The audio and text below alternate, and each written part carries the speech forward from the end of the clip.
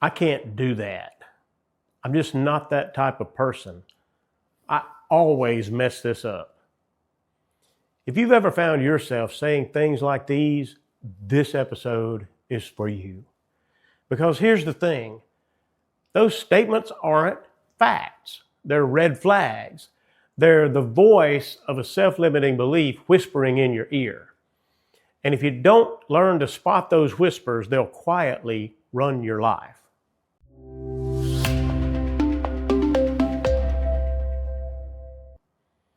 Hi, I'm Michael Hales with M Squared Leadership Consulting, and this is part of our series on self-limiting beliefs, what they are, how they form, and most importantly, how you can break free from them.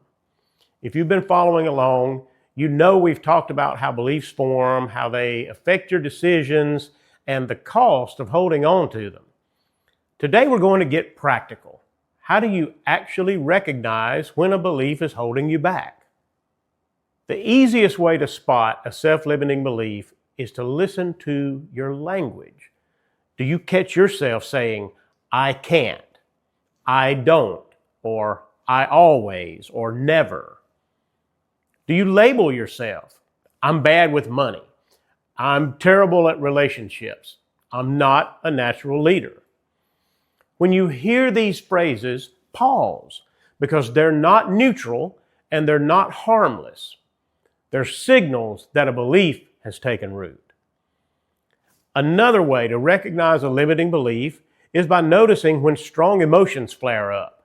Things like fear, when you consider a new opportunity, guilt, when you take time for yourself, shame, when you fall short of perfection. Those emotions often point to an underlying belief about what you deserve or what you're capable of. And beliefs don't just live in your thoughts, they also show up in your actions. Do you procrastinate on projects that matter? Do you avoid risks, even when the upside could be life-changing?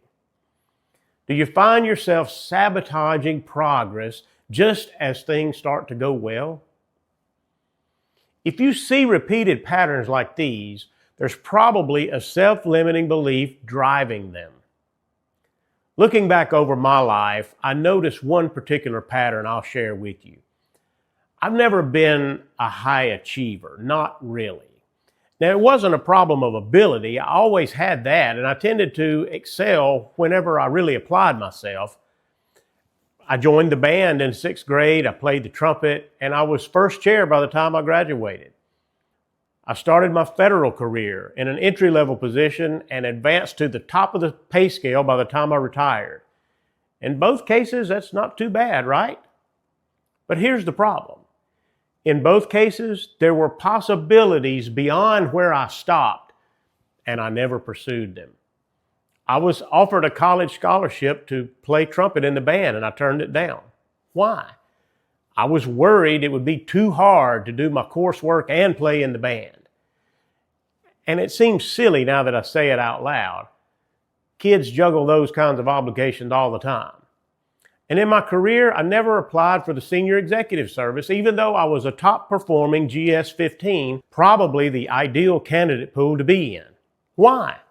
Well, by this time I had matured enough in my thinking to not use the excuse that it would be too hard. Instead, I convinced myself that being SES wouldn't allow me to have the kind of work-life balance that I wanted. Giving myself the benefit of the doubt, I suppose that might be true, but there are lots of SESers out there, and all of them figured it out. Chances are I could have too. The real problem, I think now, is that there came a point in both of those journeys where I was afraid to go any further because I might fail. And I didn't want to risk the humiliation that would come when people saw that my reach had exceeded my grasp. I convinced myself it was wisdom and circumspection that drove my decisions, but it was really fear. So when you find yourself stuck in a self-limiting belief, how do you get free? Here's a practical tool you can use. Ask yourself, what belief might be fueling this? Is that belief based on a fact or just a story I've carried with me? If my best friend told me this belief, would I agree with them or would I encourage them to think bigger? Questions like these bring the hidden saboteur into the light. Recognizing your limiting beliefs is like turning on the lights in a dark room.